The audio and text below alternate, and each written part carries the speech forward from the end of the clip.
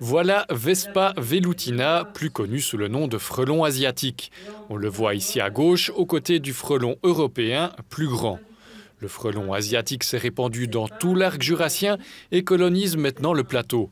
Marianne Choui, du service sanitaire apicole, explique pourquoi il est important de détruire les nids qu'ils construisent au début de l'été. Ces nids primaires sont souvent proches du sol, à 2,50 m du sol. Ils sont petits, il y a peu d'individus dedans. On peut facilement les enlever et ça ne coûte pas trop cher. Tandis que les nids secondaires, qui sont souvent à 20, 30, 40 mètres de hauteur, pas forcément accessibles, avec beaucoup plus d'individus, ça peut être très risqué, très dangereux, très coûteux. Les frelons asiatiques se nourrissent surtout d'abeilles affaiblies. Il est donc important de maintenir les colonies en bonne santé.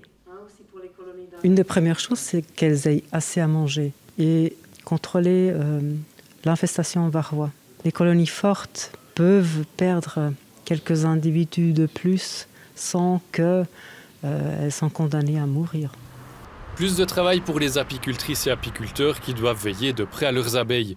Mais les frelons asiatiques n'impactent pas que l'apiculture. Ça va diminuer les abeilles et puis automatiquement la pollinisation va en souffrir, en plus de la météo qu'on a ces temps-ci. L'entreprise Frilon de Moutier travaille sur d'autres solutions. Jean-François Bessire a développé un appareil meilleur marché pour trouver le plus de nids possible. Le formateur en microtechnique aimerait que le plus de monde possible se joigne à la chasse aux frelons asiatiques. Si on ne fait rien, parce que jusqu'à présent on ne fait pas grand-chose, il n'y aura pas de résultat positif. Et quand je dis si on ne fait rien, ce n'est pas une, deux personnes comme il y a actuellement, c'est la population. Des moments qu'on n'applique pas à la population, il n'y aura pas de solution. Et voilà comment ça fonctionne. Il faut d'abord étourdir un frelon capturé avec un spray refroidissant, puis lui coller un émetteur. Une fois le frelon réveillé et rassasié, il s'envolera pour rejoindre son nid sans se douter que l'équipe de Jean-François Bessire va le traquer avec son radar directement jusqu'à son habitat.